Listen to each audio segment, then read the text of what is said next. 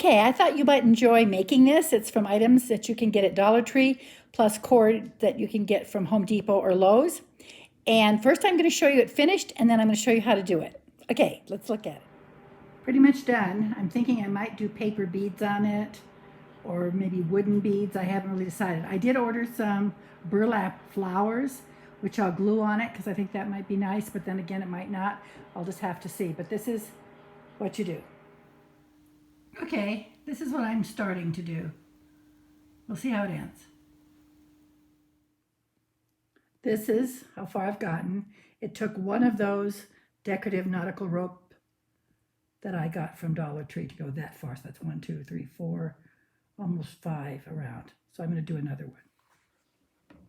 Hi. Okay, so I want to show you how this goes on.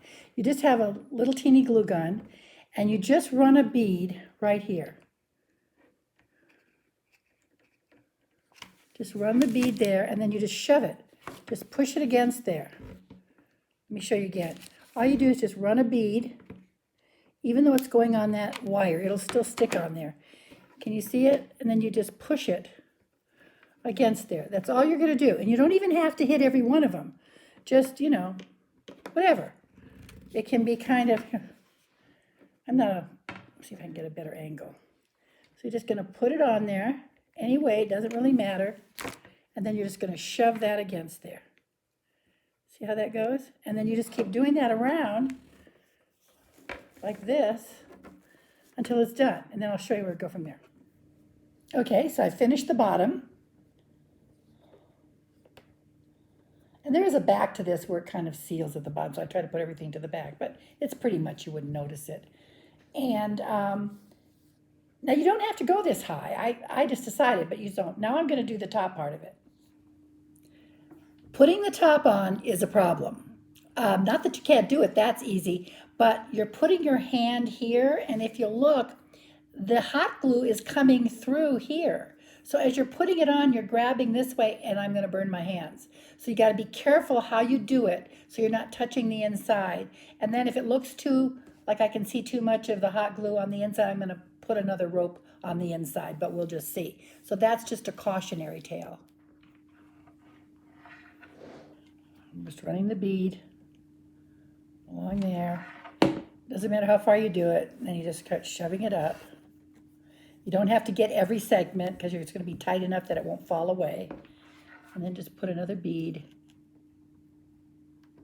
Now, when you do the second row, you're not burning your fingers because you've already got that safety at the top. So it's just that first row at the top that you've got to be really careful that you don't touch it. So you're just pushing it, pushing it, pushing it. There, see? That's all you're doing. Just make sure it's tight against it. So it's done, and you can see I did $2 worth of the rope down here from Dollar Tree, and $1, one of them, and this is $1. And this is sort of the back, but you can twist it around. So basically this could be done. Very easy. I'm going to add some macrame, I think, and if I do, I'll show it to you. But I think that's basically $4. Then if you have to buy a $1.99 glue gun and some glue gun glue. But I'm just saying that's how much it would be if you did that. I'm deciding to add a little bit of a fringe macrame kind of around the edge. You'll see it when it's done, so you can decide if you want to do it or not. Now, you really need the thinner macrame cording. But I didn't have that. I had a thicker, which is more like this. But I actually wanted it that way because I want to take the plies apart. So if you'll notice, this is a 3-ply. Can you see how it's 3? And I like it because it makes it wiggly. So I cut it 8 inches. All you do is you just measure. You put it up here. You decide how far you want it to drop. You decide what your cut's going to be. Then, unless you've already gotten the thinner, but if you got it a little bit thicker, and I like to do that because look, when you take it apart, you get this nice little wiggle. And then take the end that you recently cut, because that'll poke the razor. Just poke it through. Easier said than done. Poke it through. Poke it through. Level it out. and then just tie them. I guess you could tie 2 knots, but it's not going to come undone. Just like that, and then pull it down. And I may make it even thicker, I don't know yet. And I don't, like I said, I just want to see how that's going to look, and we'll go from there. This is how is it looking.